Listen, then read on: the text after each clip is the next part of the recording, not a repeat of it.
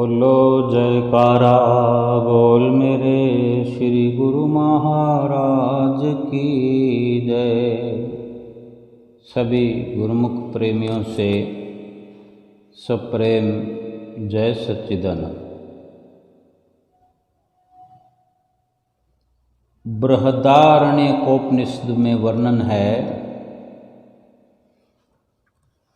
कि तमसो मां ज्योतिर्गमय, यानी मुझे अंधकार से प्रकाश की ओर ले चलो।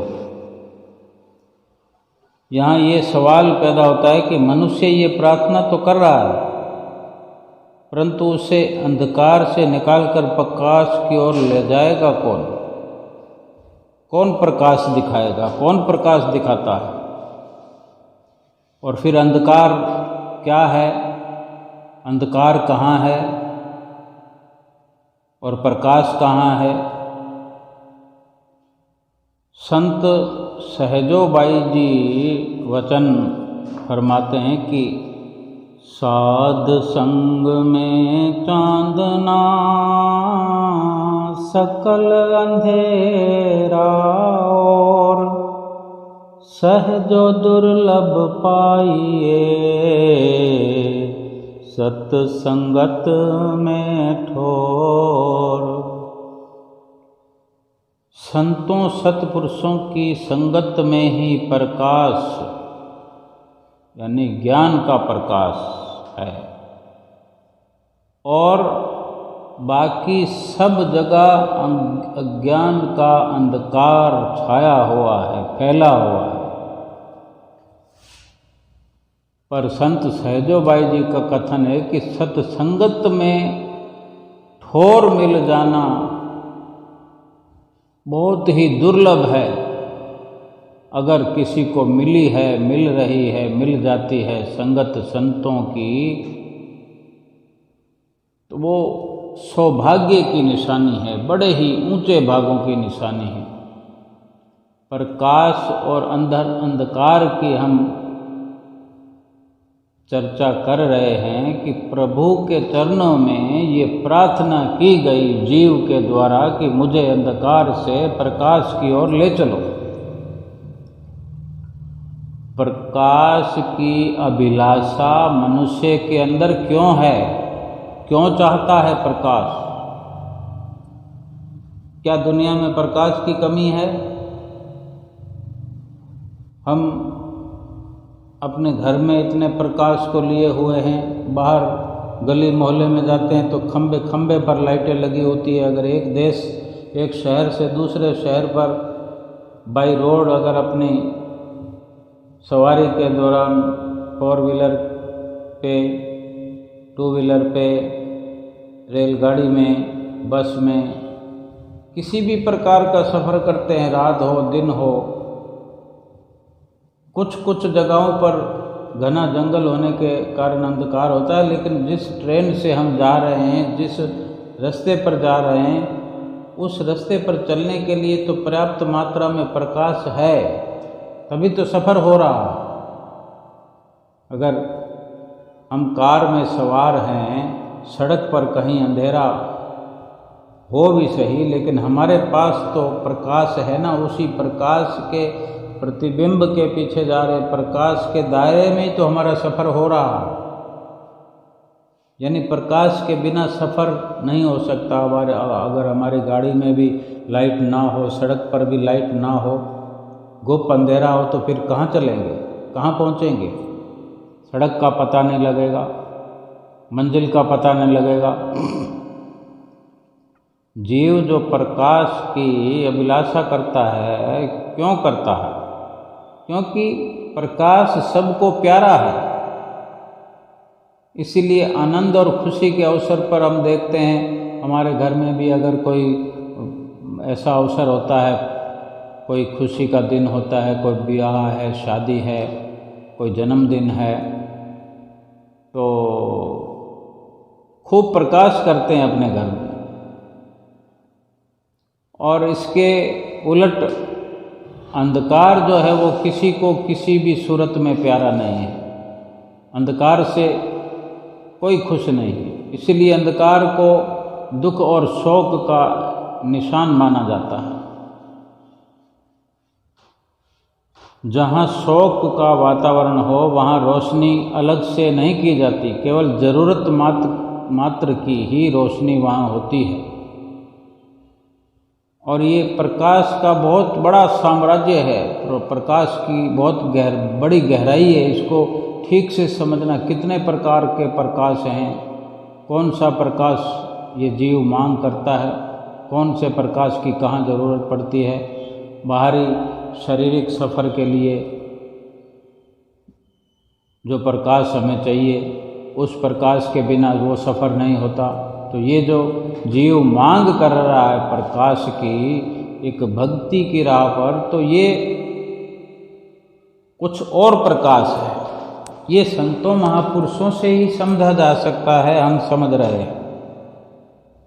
रावण की मृत्यु के बाद उसके जो वहाँ रहन सहन का, उसके राज्य की स्थिति जो हुई उस वक़्त, उसका वर्णन करते हुए परम संत कबीर साहब जी ने अपने वचनों में फरमाया कि 1 लख पूत 1.25 लख नाती, तिस रावण के घर दिया न बाती। दूसरी बात प्रकाश और अंधकार के बारे में यह है कि प्रकाश में प्रत्येक वस्तु हमें स्पष्ट रूप से दिखाई देती है। यात्रा कर रहे हो तो रास्ता साफ दिखाई देता है, प्रकाश के कारण ही। और इसी कारण से गड्ढे में गिरने से, ठोकर खाने से कोई डर नहीं होता, क्योंकि उससे बचाव रहता है प्रकाश के कारण। यदि कोई और भी काम करना हो तो प्रकाश में ही अच्छी तरह से किया जा सकता है। और अगर अंधकार में करना पड़े तो अंधकार में कुछ दिखाई नहीं देता। यात्रा करते हुए भी ठोकर खाने का, गड्ढे में गिर जाने का या रास्ता भटक जाने का भय बना रहता है। अंधकार में क्योंकि कुछ दिखाई नहीं देता, इसलिए कोई भी काम अंधकार में ठीक से हो ही नहीं सकता। इसके अलावा अंधकार में किसी वस्तु की पहचान भी नहीं हो सकती, किसी को अच्छे से देखा नहीं जा सकता, समझा नहीं जा सकता। मनुष्य अक्सर वृक्ष के ठूंठ को भूत प्रेत और रस्सी को सांप समझ लेता है प्रकाश के कारण। प्रकाश और अंधकार में ये अंतर होने के कारण ही मनुष्य सदैव प्रकाश में रहना चाहता है और प्रकाश में ही सुख अनुभव किया जा सकता है, अनुभव करता है। जबकि अंधकार में रहना उसे बहुत ही कष्टकारक मालूम पड़ता है। इसीलिए अंधकार में उसे रहना अच्छा नहीं लगता।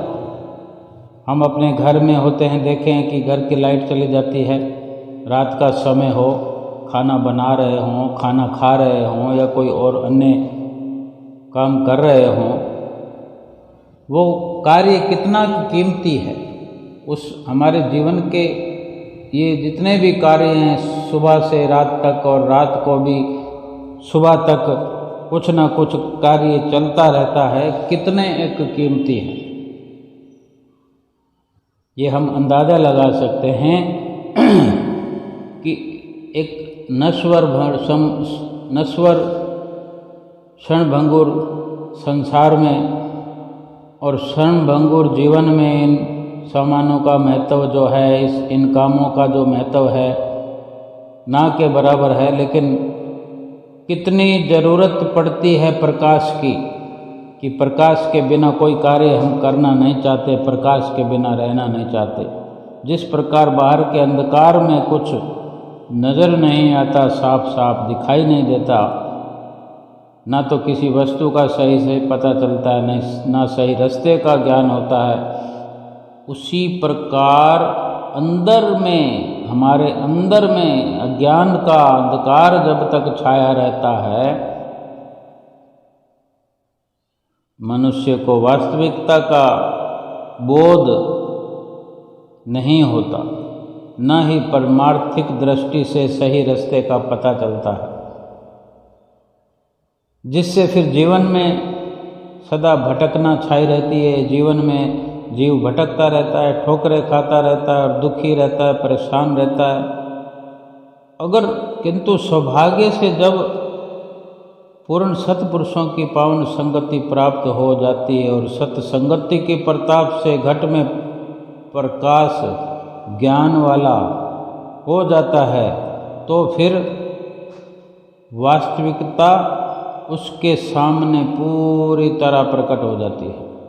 सत्य क्या है, असत्य क्या है, वास्तविकता क्या है, अवास्तविकता क्या है, लाभ किस में है, हानि किस में है, कौन सी वस्तु साथ निभाने वाली है, कौन सी छोड़ जाने वाली है, कौन सा मार्ग सही है, कौन सा मार्ग गलत है, कौन सा सुखद मार्ग कल्याणकारी है और कौन सा गलत दुखदायी और अकल्याणकारी है।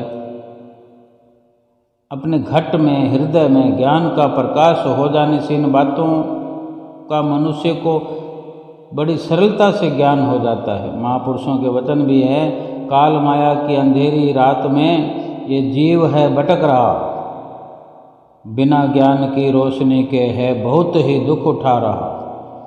भाग से जब मिल गए सतगुरु तो ज्ञान का उजियारा हो गया, अज्ञान तिमिर मिट गया, सुख का सवेरा हो गया। यदि हम संसार की स्थिति को देखें तो पता चलता है कि कुछ एक संस्कारी आत्माओं को, कुछ गुरुमुख प्रेमियों को, कुछ भगवान के प्यारों को छोड़कर जिन्हें सतगुरु की महापुरुषों की शरण संगति प्राप्त है, कुछ उन लोगों को छोड़कर बाकी तो संसारी मनुष्य के घट में ज्ञान का अंधकार छाया हुआ है। इसलिए वो कल्याणकारी मार्ग पर न चल करके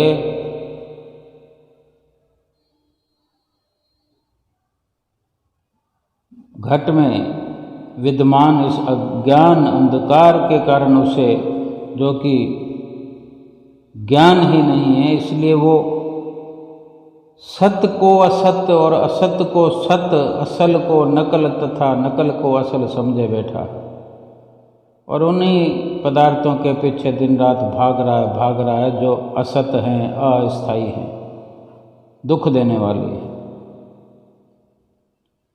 आम संसारी मनुष्य प्रभु नाम और प्रभु भक्ति रूपी हीरे मोतियों को छोड़कर माया रूपी पत्थरों को इकट्ठा करने में लगा पड़ा है। प्रभु का नाम और प्रभु की भक्ति जो सत्य है, सत्य वस्तु है, उसे छोड़कर झूठे पदार्थों तथा झूठे शरीर के संबंधों में लगा पड़ा है। जिन माया के सामानों, शरीर इंद्रियों के भोगों तथा पद प्रतिष्ठा आदि को एक दिन खत्म हो जाना है, मिट्टी में मिल जाना है, उन्हीं को सत्य समझता है, स्थायी मानता है। और प्रभु का नाम जो वास्तव में है स्थायी, सच्चा है, सदा रहने वाला है, उसे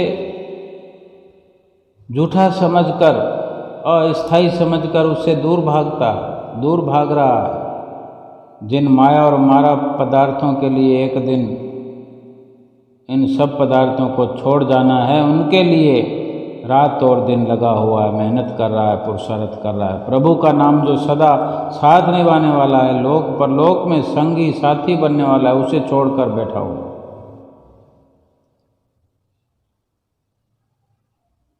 ये उन मनुष्यों की स्थिति है जिनके दिल में अज्ञान का गहरा अंधकार छाया हुआ है। घट में ज्ञान का प्रकाश न होने से वास्तविकता से पूरी तरह दूर है और गलत मार्ग पर चल रहा है।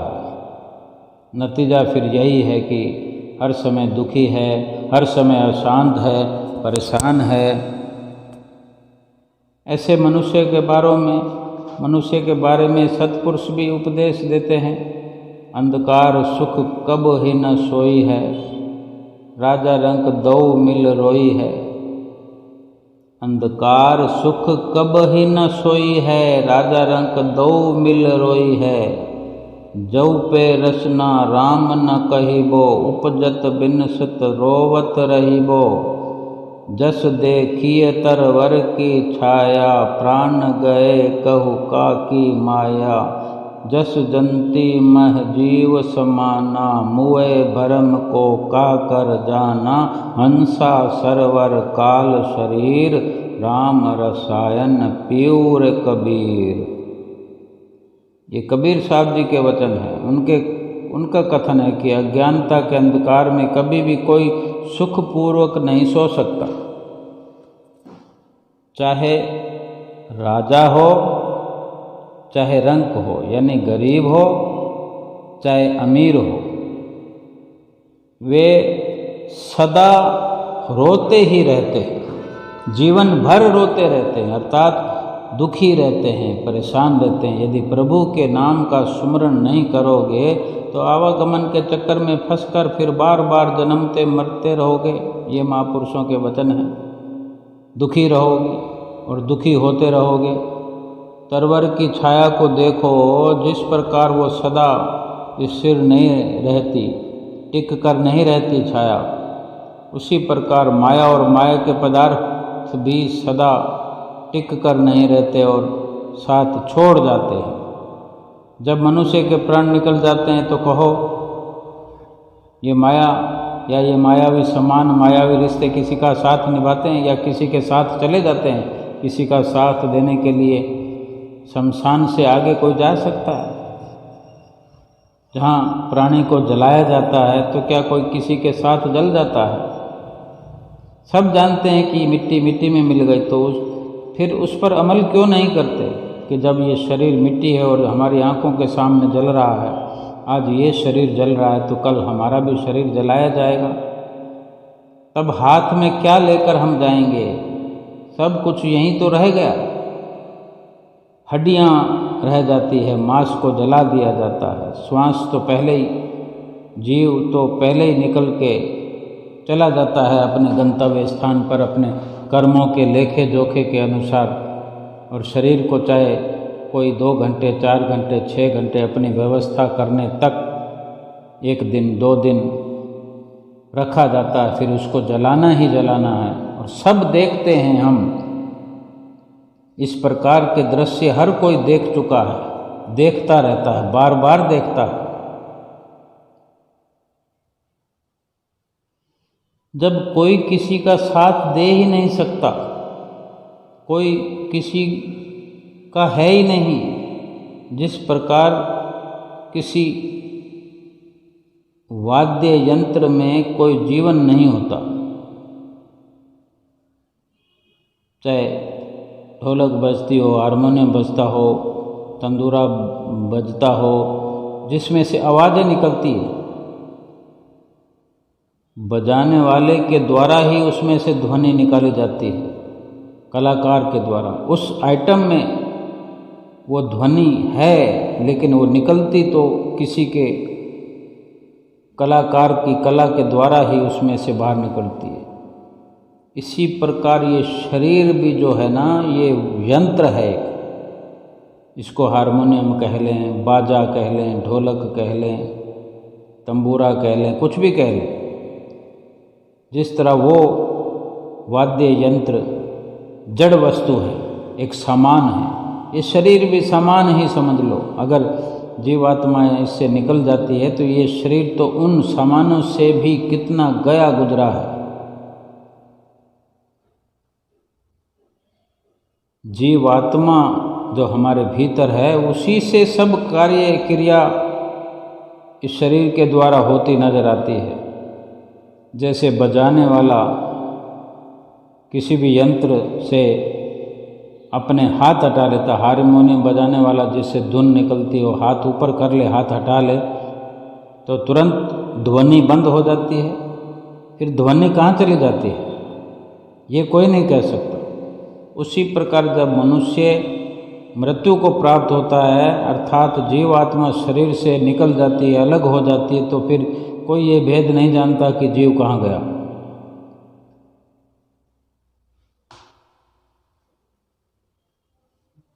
सतपुरुष श्री गुरु कबीर साहब जी सुंदर वचनों में कथन करते हैं कि हंस अर्थात जीवात्मा और शरीर, ये दोनों अलग अलग चीज़ें हैं और दोनों का ठिकाना अलग अलग है। जीव आत्मा चेतन है और चेतन चूँकि परमात्मा का अंश है, इसलिए उसका वास्तविक ठिकाना मानसरोवर यानी परमात्मा का धाम। और ये शरीर 5 तत्वों का पुतला होने से जड़ है, जड़ वस्तु है, उसका ठिकाना काल है। इसलिए मनुष्य परमात्मा के नाम का रसायन पियो, जिससे सदा के लिए अमर हो जाओ, आवागमन के चक्कर से छूट जाओ।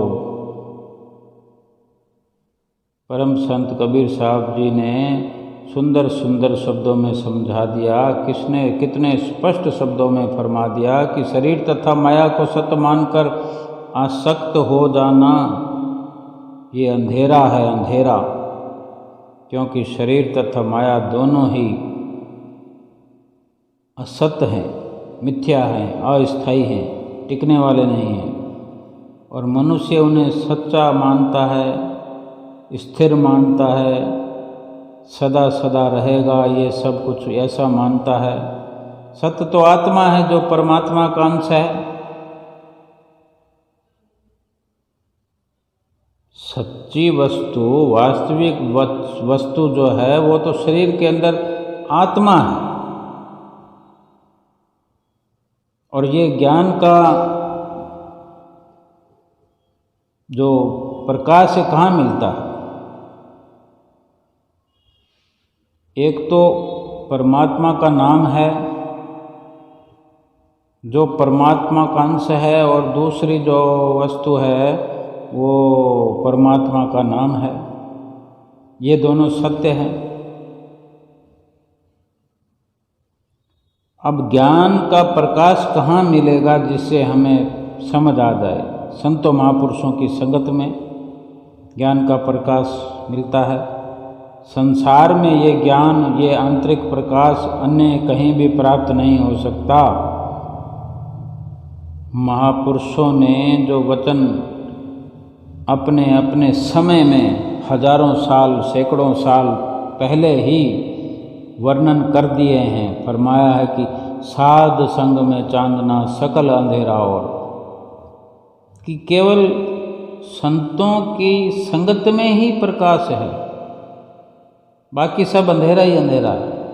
वो प्रकाश जो भीतर में हमें चाहिए, भीतर में जागृति लाने के लिए, उजाला करने के लिए जो प्रकाश चाहिए, वो केवल संतों की संगत में है। और बाकी चाहे कितने ही प्रकाश में दुनिया रहती हो, प्रकाश की झिलमिल में रहती हो, लेकिन अंतःकरण का प्रकाश वो बाहरी प्रकाश नहीं बन सकता।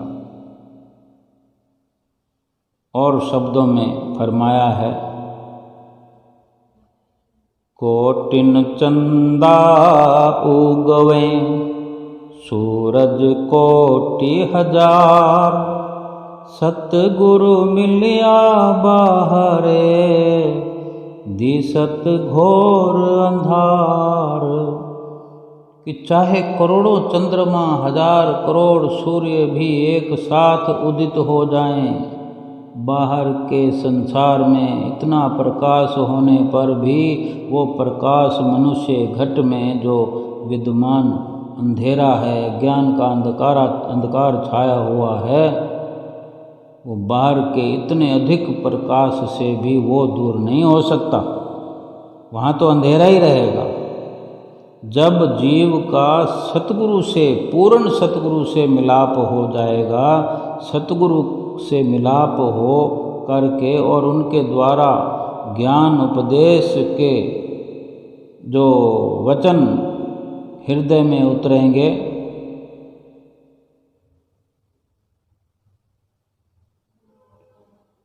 तभी प्रकाश हृदय के अंदर हो सकता है और वहाँ छाया हुआ अंधकार मिट सकता है। नहीं तो जीव सदा अंधकार में भटकता रहेगा। श्री गुरु नानक देव जी महाराज ने भी वचन फरमाए हैं कि जय सो चंदा उग वही, सूरज चढ़े हजार, एते चानन होंदियाँ गुरु बिन घोर अंधार। 100 चंद्रमा उदित हो जाएं, 1000 सूर्य आलोकित हो जाएं, तो भी संसार में इतना प्रकाश होते हुए भी सतगुरु की कृपा के बिना मनुष्य के घट में ज्ञान का प्रकाश नहीं होता। वहाँ अज्ञान का अंधकार छाया ही रहता है। सत्पुरुषों की इस प्रकार की वाणियों से ये साफ हो जाता है कि अंदर का प्रकाश यानी ज्ञान का प्रकाश तो परिपूर्ण सतगुरु की कृपा से प्राप्त होता है। उनके सदुपदेशों द्वारा ही मनुष्य को ज्ञान चक्षु प्राप्त होते हैं और उसके अंतर का अंधकार दूर होता है। भगवान श्री कृष्णचंद्र जी महाराज अपने प्रिय भक्त अर्जुन के प्रति कथन करते हैं कि उस ज्ञान को तू तत्वदर्शी ज्ञानी पूर्ण सतगुरु के पास जाकर प्राप्त कर। उनको बड़े अच्छे से दंडवत प्रणाम करने से, उनकी सेवा करने से और सरलतापूर्वक बड़े प्रेम से भावपूर्ण सवाल करने से वे परमात्म तत्व को भली भांति जानने वाले ज्ञानी महापुरुष तुझे उस तत्व ज्ञान का उपदेश करेंगे। इसलिए मनुष्य के हृदय में यदि ये अभिलाषा है कि उसके घट में मौजूद जो अज्ञान का अंधकार दूर होकर उसमें ज्ञान का प्रकाश हो जाए, तो फिर उसके लिए ये परम आवश्यक है कि वो सत्संगति अर्थात संत सत्पुरुषों की संगत ग्रहण करे। संत सतगुरु के शरण संगत ग्रहण किए बिना मनुष्य के अंदरूनी जगत में अज्ञान का अंधेरा छाए रहने से उसका जीवन परमार्थिक दृष्टि से अंधकारपूर्ण बना रहता है, जिससे उसके जीवन की सारी कार्रवाई ही गलत सलत होती रहती है। इसलिए वो सदैव दुखों, चिंताओं और परेशानियों से घिरा रहता है। उसे सच्चे सुख, सच्चे आनंद और मानसिक शांति की उपलब्धि नहीं होती। गुरु नानक देव जी महाराज जी के वचन हैं कि अंतर अज्ञान दुख भरम है, गुरु ज्ञान गवाई। मनुष्य के अंतर में अज्ञान का अंधकार व्याप्त होने से उसके अंदर भ्रम बना रहता है, जिस कारण दुख अपने आप को हर वक्त दुखी महसूस करता रहता है। इनकी निवृत्ति गुरु ज्ञान से ही होती है। भ्रमों का निवारण हो जाता है, दुखों का निवारण हो जाता है, अंधकार मिट जाता है। इसीलिए कहा जाता है कि संत सतगुरु की शरण संगत मिल जाना बड़ा ही सौभाग्य है, सौभाग्य की निशानी है। क्योंकि संत सतगुरु से मिलाप होने का अर्थ है ज्ञान की आँख मिल जाना, घट में प्रकाश हो जाना, अपने घट में छाया हुआ अंधेरा मिट जाना।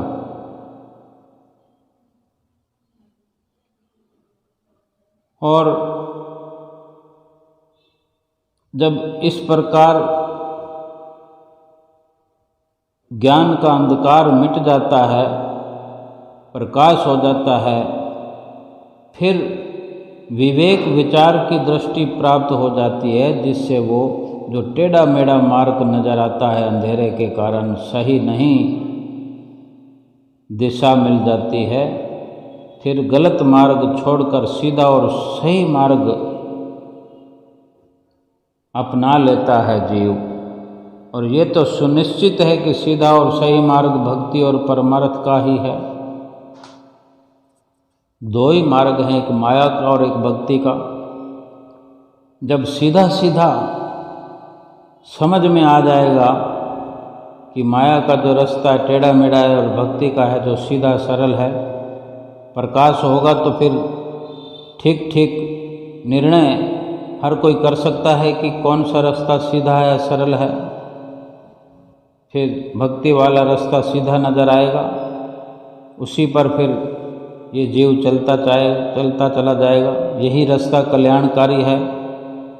जब मनुष्य इस मार्ग पर चलता है, अर्थात जब वो भक्ति के मार्ग पर चलता है और भक्ति के नियमों की पालना करता है, तो फिर उसका संबंध परमात्मा से जुड़ा रहता है, जुड़ जाता है, जिससे उस सब दुखों का, सब चिंताओं का, कल्पनाओं का अंत हुआ जाता है और वो सच्चे सुख, सच्चे आनंद, परम शांति को प्राप्त करता है। पर ये तभी संभव है जब घट में ज्ञान का प्रकाश हो जाए।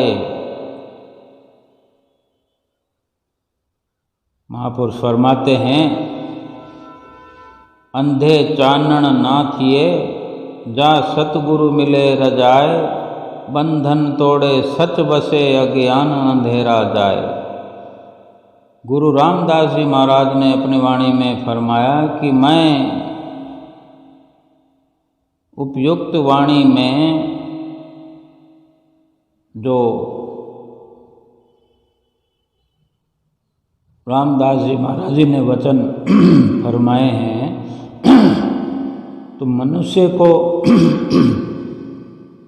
जो कि आम इंसान है, जिसको चरण शरण नहीं मिली, उसे अंधा कहा है। अंधे चानन ना थिए, जा सतगुरु मिले रजाए। यानी नयनों से विहीन अर्थात विवेक से हीन कहकर जो संबोधित किया है कि नयन विहीन व्यक्ति के पास आंखें ना होने से जैसे उसके चारों ओर अंधेरा ही अंधेरा छाया रहता है। प्रकाश होने पर भी उसे प्रकाश का लाभ नहीं मिलता, उसे तो अंधेरा ही दिखता, क्योंकि उसकी आंखें ही नहीं हैं, उसे कुछ दिखलाई नहीं पड़ता। ऐसे ही आम संसारी मनुष्य के पास भी ज्ञान चक्षु न होने के कारण, ज्ञान वाली दृष्टि न होने से उसके घट में छाया हुआ अंधकार ही अंधकार जो है उसे नजर आता रहता है, जिससे उसे कुछ भी सही सूझ नहीं पड़ता, कुछ देख नहीं पड़ता। इसलिए सतपुरुष श्री गुरु रामदास जी महाराज उपदेश करते हैं कि ये ज्ञान नेत्र से विहीन मनुष्य, तेरे घट में ज्ञान का प्रकाश तभी हो सकता है जब तुझे पूर्ण सतगुरु मिल जाए, उनकी चरण शरण तुझे प्राप्त हो जाए और तू उसकी आज्ञा को शिरोधार्य कर ले। सतगुरु का मिलाप होने से तेरे अंदर जो अज्ञान का अंधकार छाया हुआ है वो दूर हो जाएगा। तो माया के बंधन से तोड़कर सदैव सत्य स्वरूप परमात्मा में समाये रहेगा। इसका स्वाभाविक परिणाम ये होगा कि मनुष्य ये जीवन सुख आनंद और शांति से सदा भरपूर अपना पाएगा और जन्म मरण के चक्कर से भी मुक्त हो जाएगा। इसलिए पूर्ण संत सद्गुरु की खोज करके उनकी शरण संगति ग्रहण करनी है हर किसी को। गुरु अमरदास जी का फरमान है कि ऐ मन ऐसा सतगुरु खोज लहू, जित सेविये जन्म मरण दुख जाए, सहसा मूल न होवई, हव में शब्द जलाए, कूड़े की पाल विचौ निकले, सच वसे मन आए, अंतर शांत मन सुख होई, सच संजम कर कमाई, सच संजम कार कमाई। मन के माध्यम से मनुष्य को उपदेश करते हुए सतपुरुष फरमाते हैं कि ये मनुष्य, ए जीव, सतगुरु की खोज कर और ऐसे सतगुरु की खोज कर जिनकी सेवा करने से जन्म मरण का दुख दूर हो जाता है, फिर कोई संशय भ्रम मन में नहीं रहता और जिनके द्वारा सतगुरु के द्वारा बख्शे हुए शब्द से अहंकार वाली भावना भ्रष्ट हो जाती है, भस्म हो जाती है, अपने अंदर जो झूठ की दीवार बनी हुई है वो दूर हो जाती है, सत्य स्वरूप परमात्मा मन में आकर बस जाता है। सतगुरु की आज्ञा अनुसार सच्ची कमाई करने से अपने अंतर शांति और सुख का खजाना मिल जाता है, अपने अंतर में शांति और मन में सुख बन जाता है, सुख बना रहता है। एक बार इस प्रकार सतगुरु के वचनों का, सतगुरु के प्रकाश का, सतगुरु के बख्शे हुए नाम का उजाला हो गया, इस प्रकार का सुख अपने अंदर भर गया, फिर वहाँ दुख नहीं आ सकता, फिर वहाँ अंधेरा नहीं आ सकता, फिर वहाँ संशय भ्रम नहीं आ सकते। वचन है कि सतगुरु के उपकार का बदला दिया न जाए, तीन लोक की संपदा भेंटत मन सकुचाए। सतगुरु के जीव पर जो अनंत अनंत उपकार हैं, उनका बदला कभी दिया नहीं जा सकता। सतगुरु के चरणों में उन उपकारों के बदले तीनों लोकों की संपदा भी अगर कोई भेंट कर दे, फिर भी सेवक के मन में ये संकोच बना रहेगा कि उसने तो कुछ भेंट किया ही नहीं, क्योंकि ये सारी रचना तो सतगुरु की है। और फिर जो सतगुरु ने उपकार किए हैं, उसका इतना ऊंचा दर्जा है कि उसको तीन लोक की संपदा में भी नहीं बांधा जा सकता। तीन लोक की संपदा भेंट करने पर भी ऐसे लगता है कि मैंने कुछ भी भेंट नहीं किया। जो सतगुरु के उपकार हैं, उनके बराबर तो कुछ हो ही नहीं सकता, कोई भेंट हो भी नहीं सकती। हम कितने भाग्यशाली गुरुमुख हैं, हमें सतगुरु की शरण कितनी सहजता से, सरलता से मिली है। पूर्ण सतगुरु की चरण शरण प्राप्त है, तो हमारा जो कर्तव्य है वो भी तो ऐसा उत्तम होना चाहिए। हमारा कर्तव्य है कि उनके उपकारों को याद करते हुए, उनकी आज्ञा अनुसार भक्ति के नियमों की श्रद्धा व प्रेम से नित्य प्रति पालना करते हुए उनकी कृपा और प्रसन्नता के पात्र बने। लोक परलोक तो तभी संवरेगा जब उनके वचनों पर अमल करेंगे, उनकी आज्ञा का पालन करेंगे।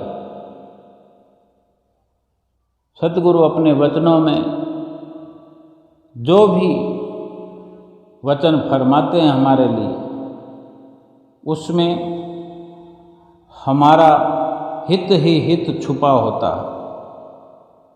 हित के अलावा सतगुरु हमारे लिए कोई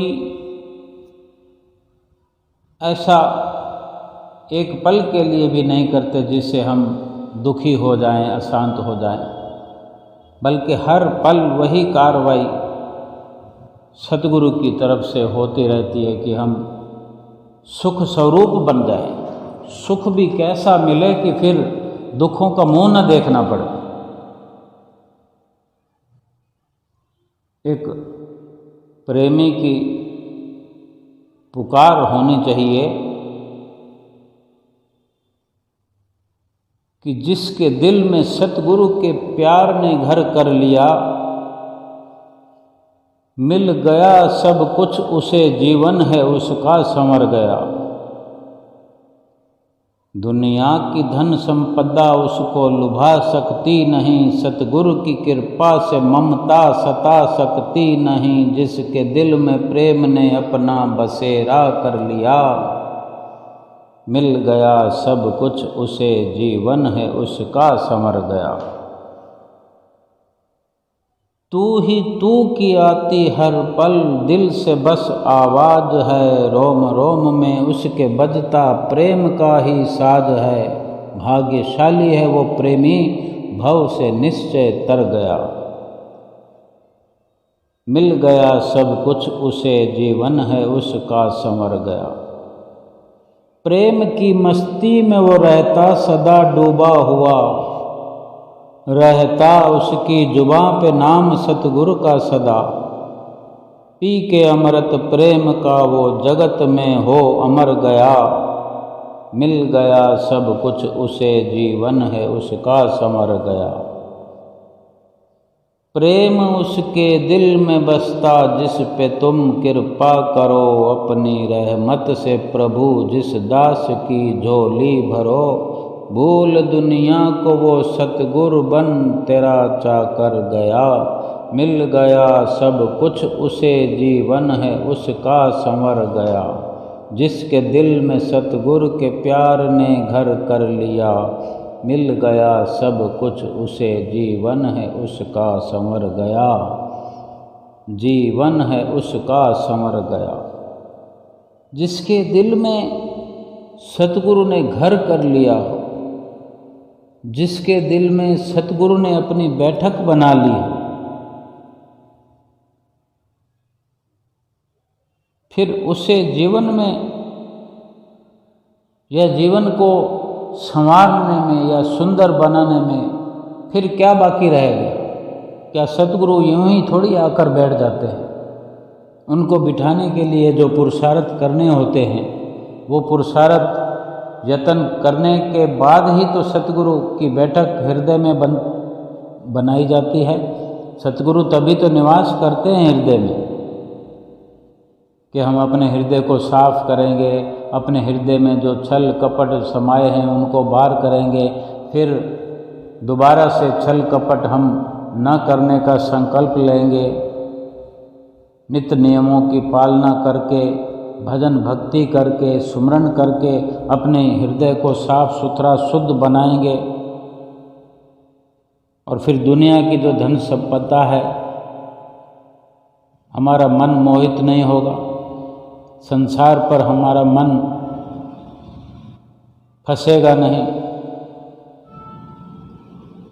फिर दिल में केवल और केवल प्रेम ने डेरा डाल लिया, सतगुरु के प्रेम ने ही अपने हृदय में डेरा डाला हुआ हो, फिर वहाँ सतगुरु विराजमान होते हैं। हर वक्त जीव तू ही तू की आवाज़ अपने दिल से निकालता है, रोम रोम में प्रेमी के प्रेम का साज बजता है। अपने सतगुरु की ध्वनि रोम रोम में से सुनाई देने लगती है। सदा प्रेम की मस्ती में डूबा रहता है और प्रेमी के जुबान पे सदा सतगुरु का नाम ही उच्चारण होता है। सतगुरु के प्रेम रूपी अमृत का प्याला वो पीकर अमर हो जाता है इस संसार से, इस संसार में अमर होकर रहता है। प्रेम ही प्रेमी के दिल में बसता है। लेकिन सतगुरु जिस पर कृपा करे, जिस पर दया करे, और दया उसी पर होती है जिसको जो सतगुरु को हर पल याद रखता है, जो याद करता है उस पर दया होती है। फिर वो अपनी रहमत से जिस दास की झोली भरते हैं वो दुनिया को भूल जाता है और सतगुरु का सेवक बना रहता है। सेवक बन के ही हर पल हर क्षण इस संसार में व्यतीत करता है। अपनी शुद्ध बुद्ध भुलाए, अपने आप को भूल करके, अपनी मैं को छोड़कर तू की ही बांसुरी उसके दिल में बजती रहती है, उसके रोम रोम से आवाज़ आती रहती है, तू ही तू, तू ही तू, तू ही तू। अपने आप को तो जिसने मिटा दिया है, अपने आप को भुला दिया है, अपना होने का उसको अंदाज़ा भी नहीं है।